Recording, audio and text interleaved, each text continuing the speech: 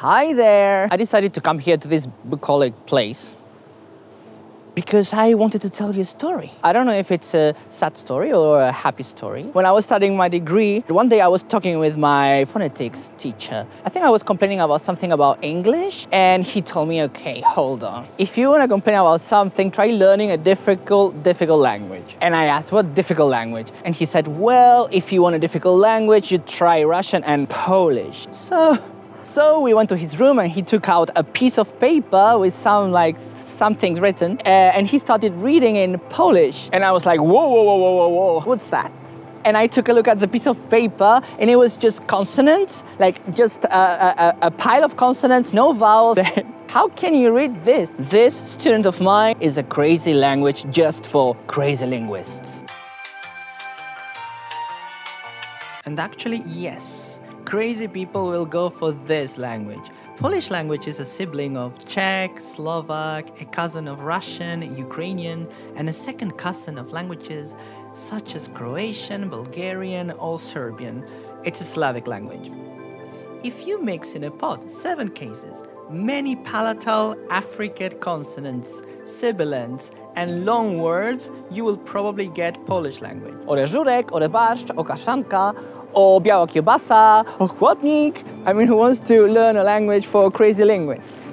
I mean, I didn't have any plans to study a very difficult language such as Polish, until one day something happened that changed completely my fate. I was sleeping, and all of a sudden my mom woke me up and told me, someone is calling you from Poland. Poland? Who's calling me from Poland? Well, so yes, I received a call from Warsaw to become a lecturer at Warsaw University. I don't know anything about Warsaw.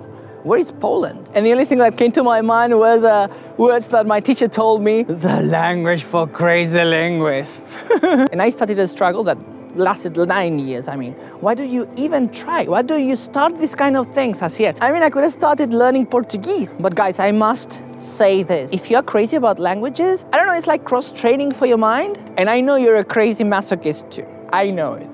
Are you? I basically recommend this language to everyone, to kids, to grandmas, who doesn't want to have a challenge in their life. Well, I didn't want it, but I was completely forced. I hope you like this park. It's Park Praski. It's in Warsaw, and it's very nice. Look how beautiful it is. Oh, bueno. And actually the first years were like, what the f***? You cannot really say anything? It's like, what? And then Polish people tell you, oh, Polish is so difficult, ooh, because it has 7 cases. No, it's not because of that. Because Finnish language has 15 cases, it cannot be because of that. And I'm gonna tell you why. From my experience, the problem is something completely different. Okay, let's take the word mężczyzna, a man. Then we can build some sentences with the cases. Mężczyzna patrzy na jedzenie w więzieniu. Potem patrzy na mężczyznę.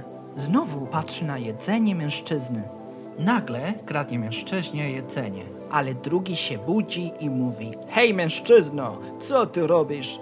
A pierwszy odpowiada: ja? O jakim mężczyźnie mówisz? Ja nie jestem mężczyzną, chyba śnisz. Well, the first thing I have to admit is that it's difficult to say.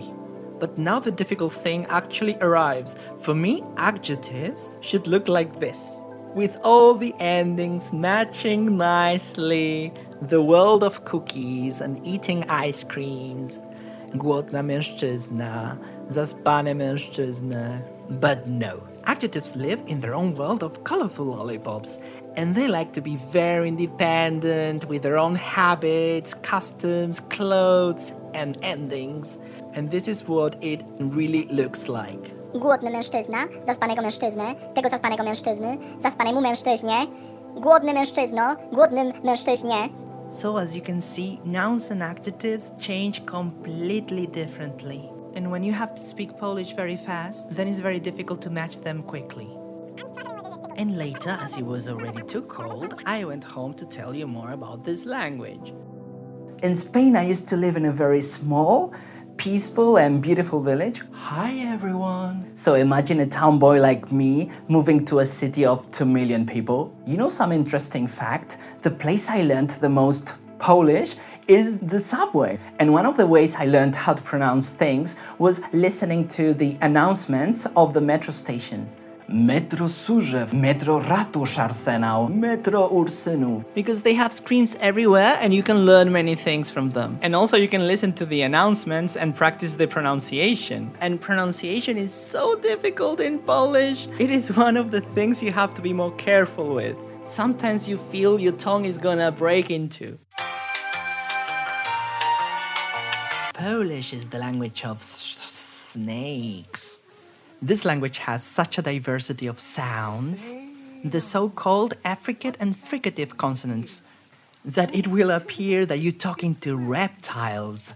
For example, it has sibilant consonants similar to English, such as źrebie, śruba, dzwon, dźwięk, co, zero, sum.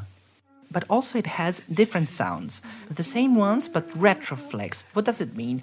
With retroflex consonants, your tongue rolls backwards, such as żona, szum, dżem, czas, which for me is very cool. And then it has some weird vocalic sounds, such as these nasal sounds, węże, wąż, and an interesting one that you can make using the back of your mouth, mysz. I had to take the subway every day, and it works if you pay attention. But there is a particular station that is a tongue twister for foreigners. It's just too difficult to say. Metro Świętokrzyska. Wow. And every time a friend of mine came to Warsaw to visit me, I always forced this person to pronounce this. It's so much fun. Actually, during this week, I asked some of my friends to send me some recordings and try to pronounce this. Świętokrzyska. Świętokrzyska. Świętokrzyska. Świętokrzyska. Świętokrzyska. Świętokrzyska. Świętokrzyska. Świętokrzyska. Świętokrzyska. Świętokrzyska. Świętokrzyska. Świętokrzyska. Świętokrzyska. Świętokrzyska. Świętokrzyska. Świętokrzyska. Świętokrzyska. Świętokrzyska. Świętokrzyska. Wajtokrzyska. Świętokrzyska. Świętokrzyska. Świętokrzyska. Świętokrzyska. Świętokrzyska. Świętokrzyska. Świętokrzyska. Parece que hace una poca de viento checa, ¿no? The word of the week. This week Poland has been completely frozen, full of snow, and that's why I chose the word snow. How to say the word snow in different languages. And we start with Spanish. It's feminine, la nieve blanca. But be careful in Polish because it's masculine, biały śnieg. And it's very interesting to me that in German it's masculine as well, der weiße Schnee. What about French? Back to feminine, la neige blanche. And another Roman language, Italian, la neve bianca. What are you doing? Why are you scracking? Why? What is happening? What did I do to you?